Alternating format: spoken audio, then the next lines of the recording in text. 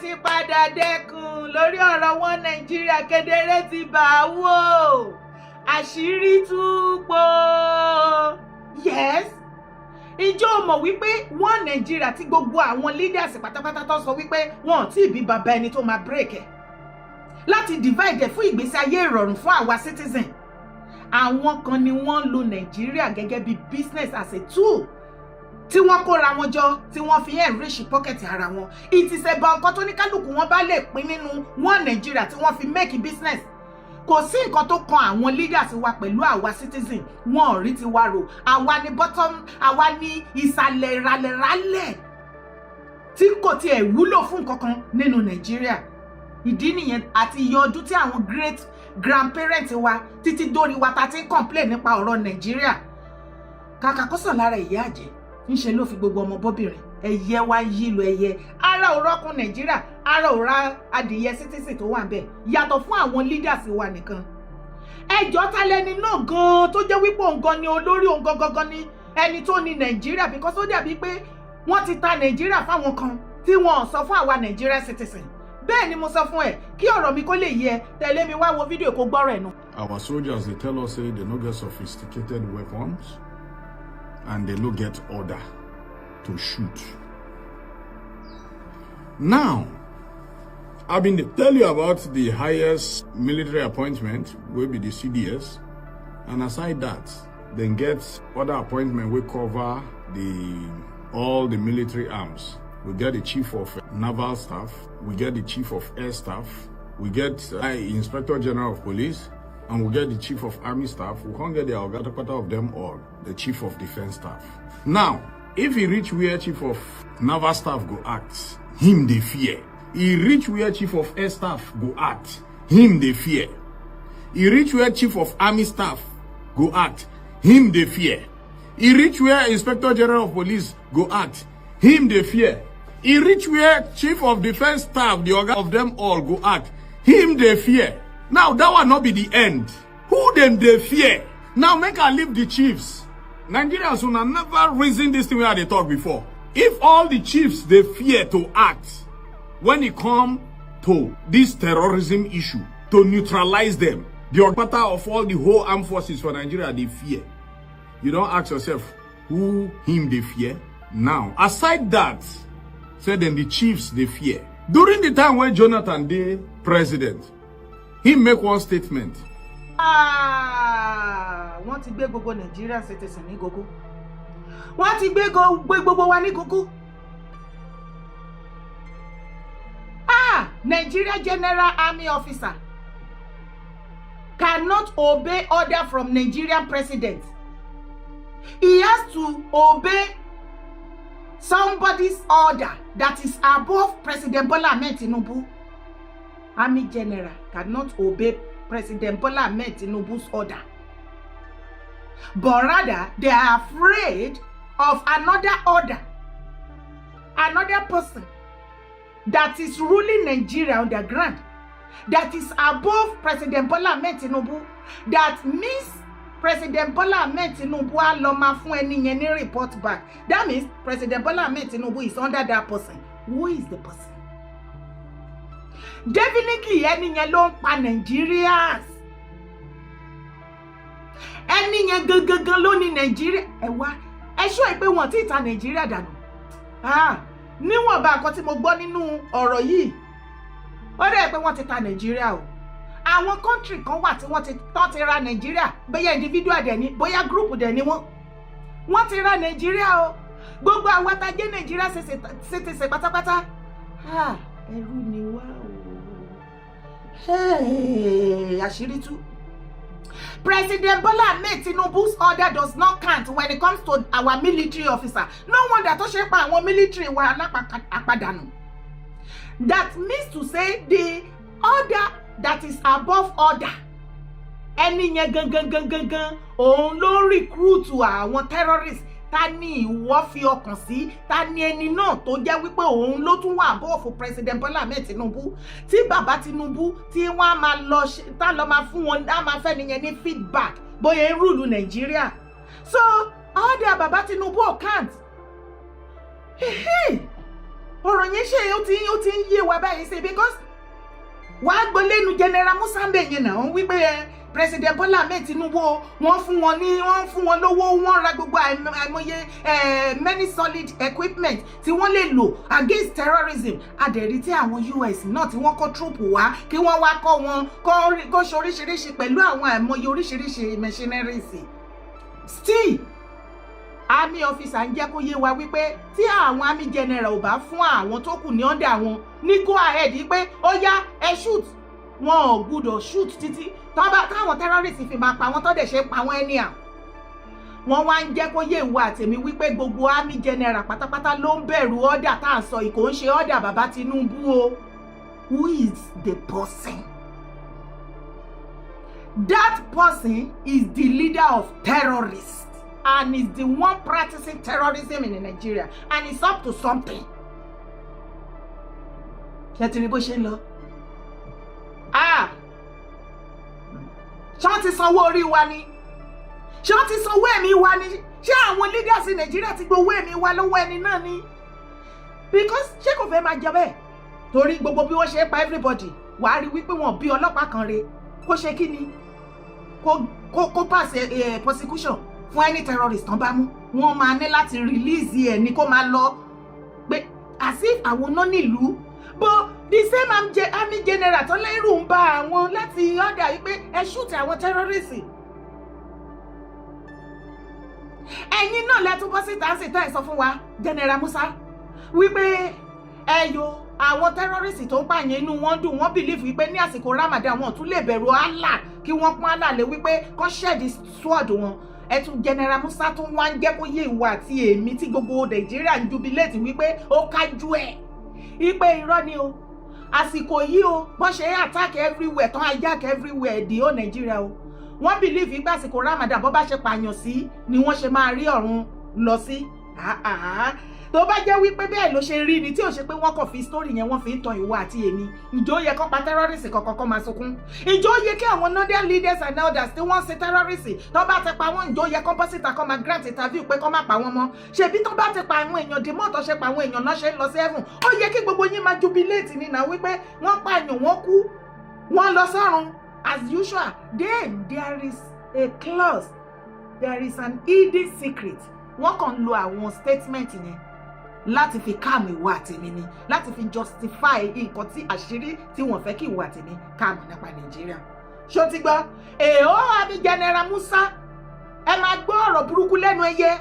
You are there to go and face them. Tikútìyè. Ká ẹ bá wa kojú wọn, ká ẹ pa wọ́n dànù. Kí a rí mú nínú Nàìjíríà nígbà tí Army General Musa bọ́ síta tó ń sọ ọ̀rọ̀ rúnrún yìí, tó ń sọ síta. Ṣé ti wá rí wípé lóòótọ́ there is another that is above order ní Nigeria. Tó jẹ́ sí wípé from this little expression from General Musa, you and I can testify to it wípé General Musa also is afraid. Ó dẹ̀ pé lágbájá General lágbájá tí wọ́n pa last yẹn tán ní cancer ló mú, mi rò pé kò bẹ̀rù. Ó ready láti ṣiṣẹ́ yẹn. Ó ní wọ́n ṣe fẹ́ Kini yẹn sí lára suffet yẹn tí wọ́n pàdánù. Òun ló ń gbọ́ yẹn. Ibẹ̀ ni kọ́kọ́ là ń lọ. Ọmọdé yẹ mọ Igboho, ọmọ abẹ́rẹ́ mẹ́ta òde ayé. Òòṣà ọmọ yín, bàbá tèmi, ó ti bá bàbá Tinubu sọ̀rọ̀, ó ti fi mẹ́sẹ̀jì tó ní agbára ránṣẹ́ sọmọdé sí bàbá President Bola Ahmed Tinubu. Wàá gbọ́ nǹkan tí òòṣà sọ. Ilé ní fún ilé Yorùbá nípa ètò ọba àkọsà. Pẹ̀lú ògo Ọlọ́run, Ilé fẹ́ kí president ó ṣe nǹkan tí mo fẹ́ lọ́dọ̀ ìjọba ni pé wọ́n fọ́ tì mí lẹ́yìn lórí ọ̀rọ̀ security ilẹ̀ Yorùbá. Wọ́n ṣe ń tó yẹn kan nígbàgbọ́ yìí pé màá ṣe dáadáa pa ẹ̀ pẹ̀lú ògo Ọlọ́run. Á ṣe àbòsí tẹ ká tí gbogbo inú aráàlú dùn tó gbé àwọn aráàlú gan mọ̀ ṣàdúrà fún wọn pẹ̀lú ògo Ọlọ́run. Bẹ́ẹ̀ ni ọba ló tó mú erin fún ẹgbẹ́ bàbá mi. Èmi náà mọ̀ pé bàbá wa Bọ́lá Ahmed Tinubu nígbà tí bàbá ọba fi parí ọdún 8, bàbá ọmọ dúpẹ́ orí pé gbogbo ọmọ Yorùbá àwọn ọmọ ìṣe dáadáa, á ṣe dáadáa, á gbogbo àwọn terrorist yẹn látú àṣírí wọn síta, á ṣe Ọlọ́run. Gbogbo àwọn Fúlàní tán bá dáa, Haúsá tó dáa tán ṣiṣẹ́ wọn. àjọ wa fẹ́ máa dà lúrú. àwọn tẹ́rọ̀lì tó ń wọnú gbó tó ń dà wọn yẹn láwọn tó ń jọ ń lò yẹn àjọ gbé pẹ́rẹ́ Canada dà torí bàbá ọ̀sọ̀dún mẹ́jọ kódà tí. ọmọ Adéyẹmọ ọmọ abẹ́rẹ́ mẹ́ta òde ayé òun ló fi mẹ́sẹ̀jì ránṣẹ́ sí bàbá títí President Bola Ahmed Tinubu pbat bàbá o ẹ kó ilẹ̀ Yorùbá jẹ́ pẹ́pẹ́pẹ́ gbogbo kóòtù òjìrè bẹ lọ́wọ́ yín bàbá Ìgbòho ní mi ò lè dá jẹ́ wàláì kò lè dá jẹ́ ọ̀rọ̀ insecurity ilẹ̀ Yorùbá ilẹ̀ kóòtù àjíire wàláì kò lè dá jẹ́ torí náà ló ṣe ránṣẹ́ sí bàbá President Bola Ahmed Tinubu wípé ẹ wá ti òun lẹ́yìn gbogbo ọ̀nà tẹ́ bá lè fi ti òun lẹ́yìn ọmọ ọgbọ́n ni kò lè ṣíṣú yọ láéláé ó nítorí iṣẹ́ yìí iṣẹ́ tó ní agbára ni ó lóun ò lè dá ṣe ó ní kí President Bola Ahmed Tinubu òun wà lórí ìdọ̀bálẹ̀ òun ń pè wọ́n wípé gbogbo nǹkan kí nǹkan ọgbọ́n ìmọ̀ òye àti everything tí ẹ máa fi ti òun lẹ́yìn tó òun á fi ṣiṣẹ́ yẹn tá a fi láṣeyọrí tí security á fi padà sí ilẹ̀ káàárọ̀ òjíire ètò ààbò tó péye fún àwọn ọmọ Yorùbá ọmọ kóòtù àjíire àti dúkìá wa ó lóun ò lè dá jẹ wàláhì ọmọ Adéyẹmọ ò lè dá ṣe ọ̀rọ̀ insecurity ilẹ̀ Yorùbá ọmọ Adéyẹmọ ò lè dá ṣe o láìsí ìfọwọ́sowọ́pọ̀ gbogbo ọmọ kóòtù àjíire wàláhì a ò lè dá ṣe ó tún rawọ́ ẹ̀bẹ̀ sí gbogbo ẹ̀yin ọmọ kóòtù àjíire gbogbo ọmọ Yorùbá nílé lóko lẹ́yìn odi tó o bá mọ̀ wípé ọ̀rọ̀ insecurity ó kó ẹ lọ́kàn sókè bí wọ́n ṣe ń pa àwọn èèyàn wa ó ń dùn ẹ́ dákíyẹmí ara ò bá ètò ọmọ Adéyẹmọ fi hatred kúrò nínú ọ̀rọ̀ tó wà ńlẹ̀ yìí ó yẹ ẹjẹ́ àjọ fọwọ́sowọ́pọ̀ ká tì í lẹ́yìn kó ní àṣeyọrí ire lórí ọ̀rọ̀ insecurity ilẹ̀ Yorùbá tó bá wá rí bẹ́ẹ̀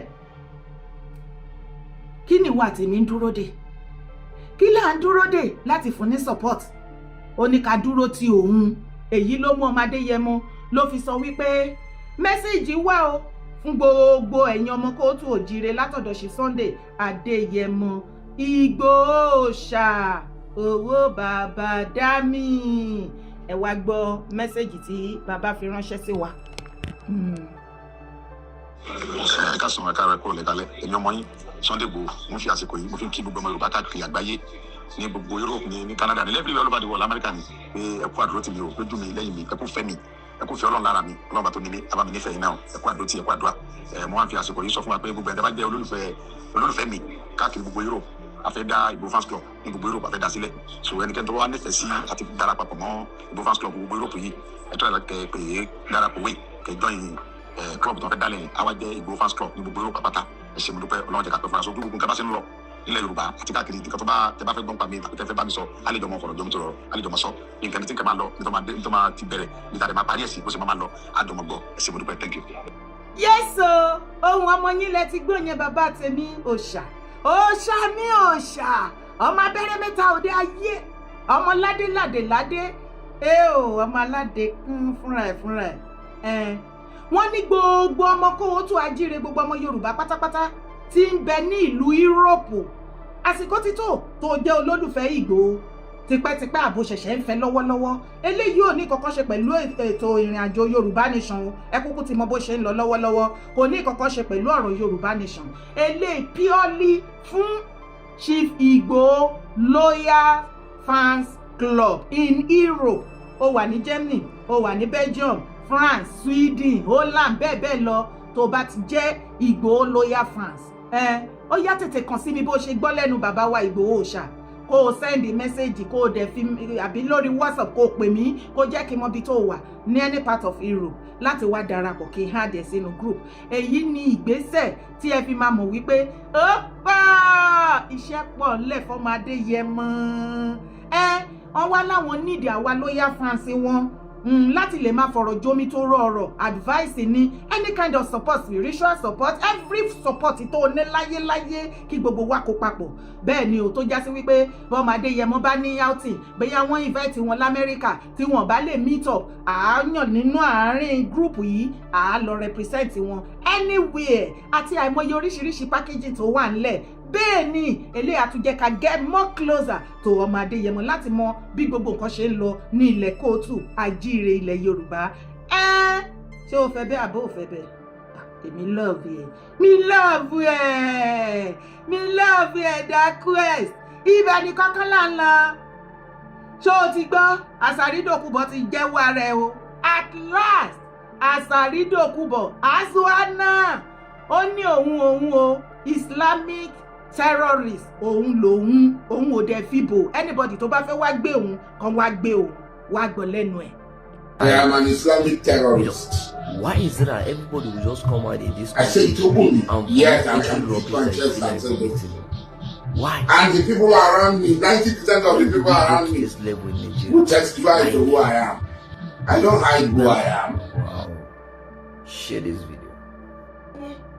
Ìlú tó lọ́ba tó níjòyè. Tí Nàìjíríà dé ń gbóná lọ́wọ́. Àìmọye fídíò ní Asari Dokubo máa ti ṣe sẹ́yìn tó jẹ́ kó yé wa wípé mùsùlùmí lòun extremist dẹ̀ lòun òun ò fìbò. Ó dẹ̀ ń jẹ́ kó yé wa wípé òun ṣiṣẹ́ papọ̀ pẹ̀lú àwọn nọ́dẹ́nà tó ń finance àwọn terrorism ni. Kì í ṣe inú Nàìjíríà ni wọ́n ti train Asari Dokubo as a military o. Àwọn nọ́dẹ́nà náà lọ train ní Islamic country o. Extremist ni Asari Dokubo. Ẹjọ́ ní ìlú tó lọ́ba tó níjòyè tẹ́lẹ̀ ń wá terrorist àwárí Asari Dokubo ó ṣáná sí kámẹ́rà ó dẹ̀ ń sọ ó hà wípé òun o Islamic terrorist lòun.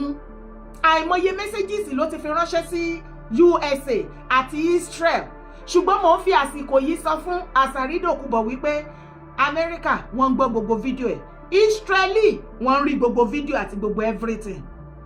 But nǹkan tó ṣì ń dúró dèdì sí torí ìwọ àtẹ̀mí ti mọ̀ pé Nigeria government ò ní nǹkan kan tó máa fàṣàrí Dokubo ṣe nǹkan tó bá fi mú Nigeria government tí Gumi ṣì ń lọ freely tó ń enjoy Nigeria àbí Gumi gan ló ra Nigeria ni kò mọ̀ sí nǹkan tí ò lè ṣẹlẹ̀ ẹ má jẹ́ àfojú dìyàn bóyá Gumi wà ní òun intermediary àwọn tó wá ra Nigeria àtàwọn Nigeria leader tí wọ́n ta Nigeria as a country you never can tell because wàá rí wípé pẹ̀lú gbogbo nǹkan tí Gumi ṣe ó yá tó sọ fún mi èèyàn tó tún lè ṣe irú ẹ̀ tí gọ́ọ̀mẹ̀ntì ò ní ti gbé by now gbogbo bóyá ń sọ̀rọ̀ yẹn wàá rí pé gọ́ọ̀mẹ̀ntì báyẹ pariwo tó àwọn international community bó ṣe fi mẹ́sẹ̀gì ránṣẹ́ tó wípé kí federal government kọ́ lọ arrest Gumi ó bàbá Tinubu ò tiẹ̀ gbọ́ pa àwọn ọ̀gbọ́n nànà wọ́n tiẹ̀ ṣe bẹ́ẹ̀ ní pọ́n gbọ́ àbọ̀ ráyé. Now, Asari Dokubo, ó tún sọ live. Ṣé kò yẹ kó ti gbé? Gbé. Àwọn nǹkan kan wà tí ọ̀pọ̀lọpọ̀ mọ̀ tí àwa majority Nigeria citizen, both home and abroad, tí a ò mọ̀. A kàn ń jẹ́ Nigeria ni a kàn ń claim Nigeria citizen ni. A mọ̀ nǹkan kan. Gbogbo nǹkan tó ń ṣẹlẹ̀ nínú Nigeria is very ó wà hidden to every one of us. We don't know what is happening. Ọlọ́run kó ṣàṣọ ìwọ àtèmi ni ká má bá ìrìn àjò yìí lọ. Tó mo sọ yìí mo dúró náà o orúkọ tèmi ò yí padà